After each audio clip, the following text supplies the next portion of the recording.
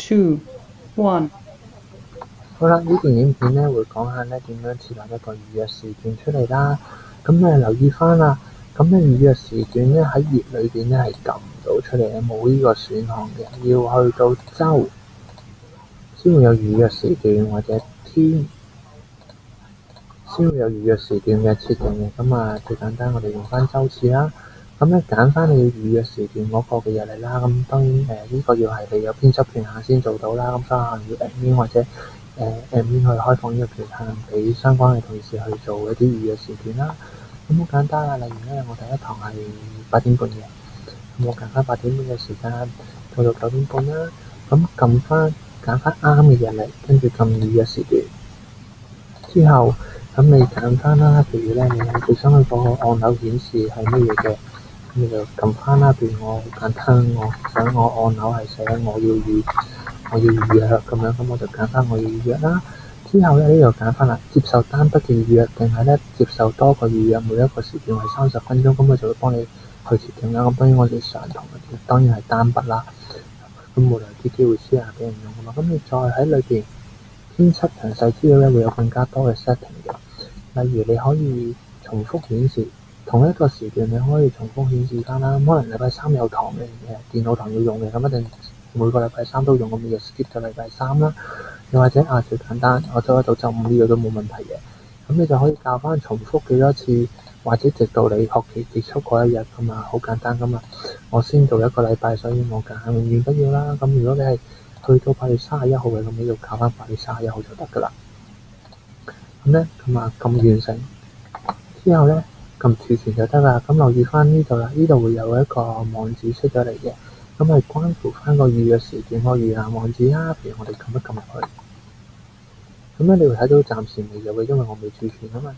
我而家撳翻儲存，喺個日曆裏邊咧就會有一啲預約啦。去翻呢個網去翻頭先嗰個預約時段個網址，你就會見到啦。我要預約呢一個嘅按鈕出現咗㗎啦。如此類推啦，你要重新下一個班別嘅下一個課堂嘅預約咧，就係咁樣都做翻出嚟咧就得㗎啦。好啦，講下老師點樣預約啦。好簡單，你登入翻你哋個老師個賬戶啦，去翻頭先個預覽版面，之後揀翻譬如我禮拜二第一堂想預約嘅，我撳翻預約，佢就會根據嗰位老師咧去做預約㗎啦。之後你可能講翻地點，我 S2A 要上堂同嘅，講翻地點啊，俾翻同事知道我要 send 去邊度，或者你可以喺說明度寫都得嘅。方便同事去知道翻你喺邊度上堂啦。跟住撳儲存，之後咧你就可以去翻前往翻 Google 日曆編輯啦，或者繼續留喺呢個頁面咧繼續進行預約嘅。好啦，去到 Google 日曆咧，你就可以進行一啲簡單嘅編輯啦。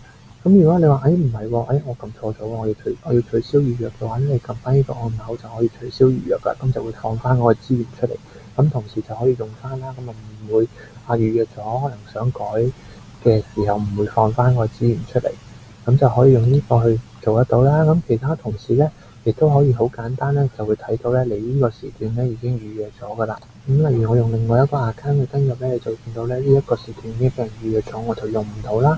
我哋都可以去翻 Google 日曆咧睇翻究竟邊一個老師預約咗或者係忙碌嘅。你呢度咧就設定翻呢個日曆嗰個檢視嘅權限，究竟係檢視忙碌定係可以睇到個活動內容啦。呢個喺個日曆裏邊咧做翻個簡單嘅設定咧就可以㗎啦。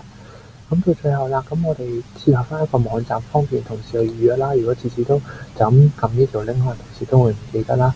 我哋可以用翻 Google 嘅日曆去做翻一個預約資源嘅網站啦。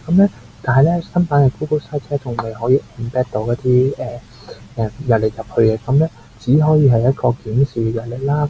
所以呢個做法咧可能唔會，如果你用舊版嘅話咧都可以嘅。不過因為嚟緊落嚟咧都會轉晒做新版，我哋都建議用新版去開啦。暫時個解決辦法咧就係喺呢度先插入咗一個日曆，揀翻日曆，然之後揀翻你嗰個資源啦，譬如 Chromebook 揀翻之後咧就會喺呢度可以插入咗個日曆啦，方便同事去檢視翻邊啲資源嗰個時間究竟呢個資源有冇人預約咗啦。另外咧我哋加翻一條 link，呢個加翻條 link 俾同事咧撳翻入去，開啟翻嗰個相關嘅預約資源。